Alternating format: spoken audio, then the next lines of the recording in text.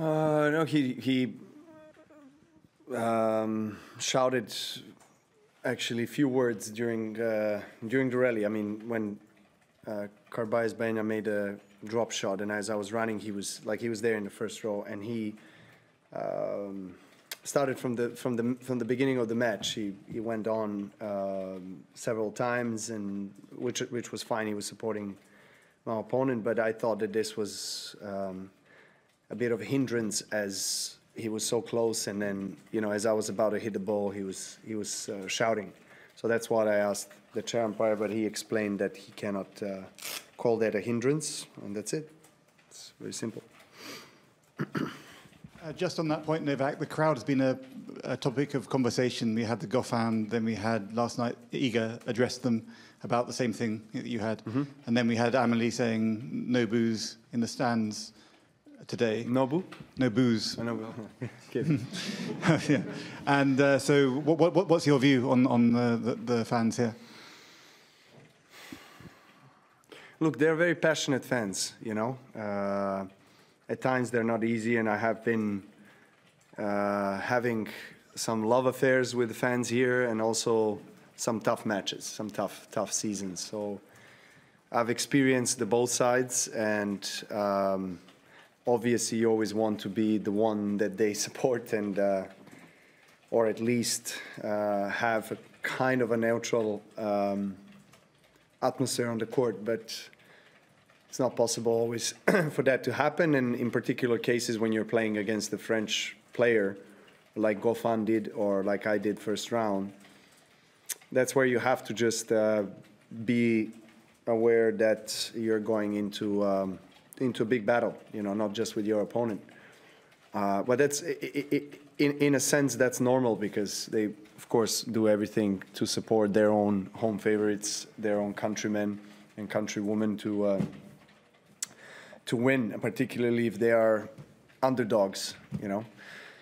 And I know that in the outside courts, I saw a little bit of highlights of the Goffin's match, and that they can be even more loud and inappropriate at times. It's part of what we do, you know. It's part of sports. We are different from football or basketball, but at the same time, you know, you kind of want the good atmosphere, right? As a player, like from my standpoint, I really want to see fans cheering, and I want to see that atmosphere. You know, I don't. You know, Wimbledon is different. Obviously, Wimbledon has its history and culture and tradition, but you know, most of the other tournaments, you really want to see fans cheering and chanting songs and stuff, you know, for the player or country. I think that's beautiful to experience. But, you know, it's a fine line when that line is passed, I guess, and when it starts becoming disrespectful towards the player. And in those instances, I understand that, you know, a player like Goffin the other day reacted, because I've experienced quite a few times those particular situations. So I support a player standing up, you know, against people who are disrespecting and heckling him. It's not always possible, you know, to tolerate. Of course, it's very much needed, because you don't want to be spending unnecessary energy elsewhere. But you know, at times you just have to face somebody that is heckling you. That's all you can do. Novak, a bigger picture, 2 matches in, and overall this year, how many matches like this do you need to clock in and say mentally, but also from your strokes, I'm this guy who won all these slams and I can win the slam again? Well, there's always that kind of conviction and belief inside of me that I can win a slam. I mean, that's the reason why I'm still competing at this level. That's why I'm here.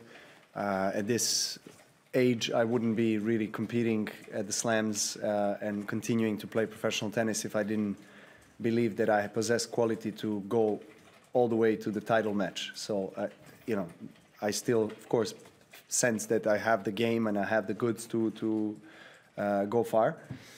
But as I said, in the press conference prior to the start of the tournament, I don't want to get too much ahead of the present day, because I haven't had really a great form as a lead up to Roland-Garros. So I have to keep my expectations a bit lower. Of course, hopes and beliefs and convictions are always there, always high. And I always aim for the highest star, so to say. But, you know, I'm being very conscious of the present moment and what needs to be done on a daily basis to build my form as the tournament progresses, hopefully, and then peak at the right time when it matters the most. Novak, could I just ask you a question about Rafa? Obviously, you've played him so many times. What for you was kind of the peak Nadal? Well, I've played him so many times that I think he peaked more than a few times against me in Roland-Garros particularly. You know, I've played him here from first time, I think it was back in 2000, could it be 6 or 7? And then the last time we played in 2020, what is it, 22. So, yeah, I've experienced firsthand, so to say, from the court, his evolution as a player. I actually think that he has improved his backhand as he was getting older. He was probably conscious of, you know, physical struggles that he had, and he had to be more aggressive on the court. So he was, you know, still top spinning the forehand better than anybody has ever done it, and he still kept that incredible defense and offense in the forehand. But I think with backhand, he was just able to handle the high balls to his backhand better than he was maybe at the beginning of our encounters. He was, you know, probably moving better and had better physical condition in the first 10 years of his career in Roland-Garros, but then after that he had to adjust, and I think he did very well with the backhand particularly. I found his backhand very, very, very consistent and really a big weapon that, you know, the kind of pattern against Rafa was kind of always trying to find that backhand, you know, get him out of the court and open up the forehand. But, you know, then he improved so much in that backhand and court positioning that it was became you know, impossible to find a kind of a weak spot from the baseline, you know, to hurt him. So yeah, we had some really amazing encounters over the years, but since we are here in Roland-Garros on clay, a couple of matches that really stand out that we played here against each other were that 5-setter that he won. I think it was 9-7 in the fifth semifinals in 2013 or 12 or 13.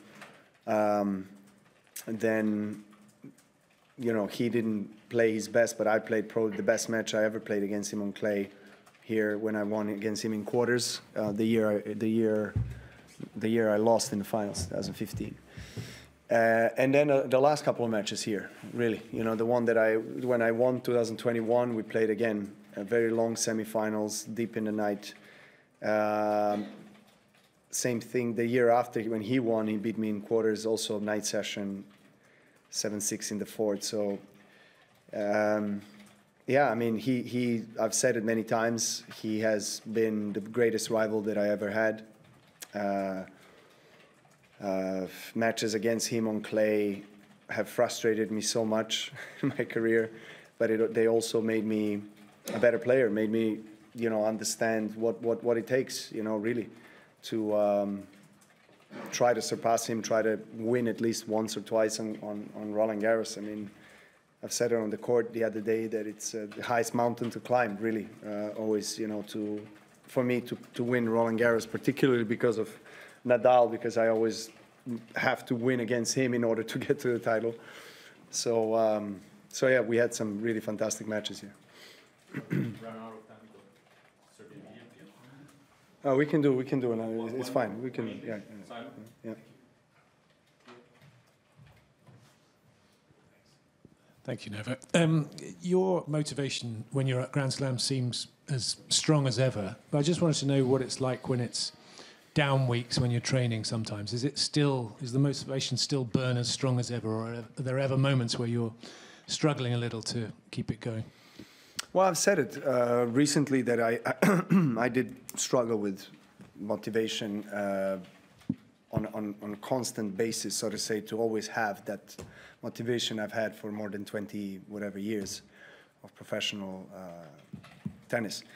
And I knew that moment is going to arrive sooner or later where I'm just going to, you know, have off weeks, so to say, where I'm, you know, struggling to push myself or, yeah, deliver what needs to be delivered on the court. But you know, in terms of my commitment to the practice weeks and practice sessions, that hasn't gone down, to be honest. You know, I really, you know, whatever my team and I, you know, agree on and whatever they want me to do, I do it. You know, I show up every day on practice courts and gym and whatever I need to do fitness-wise, mental preparation, whatever it takes. But it's true that, you know, with my mind, I'm focused pretty much solely on Grand Slams and Olympics this year and playing for my country, really. That's something that really drives me the most, so to say, today. The other tournaments with all, of course, you know, maybe it's not maybe sounding right, but, you know, these are huge tournaments, very important tournaments that are part of the ATP Tour that I was part of and I'm still in part of course, for so many years, and have been integral part of my career and my success.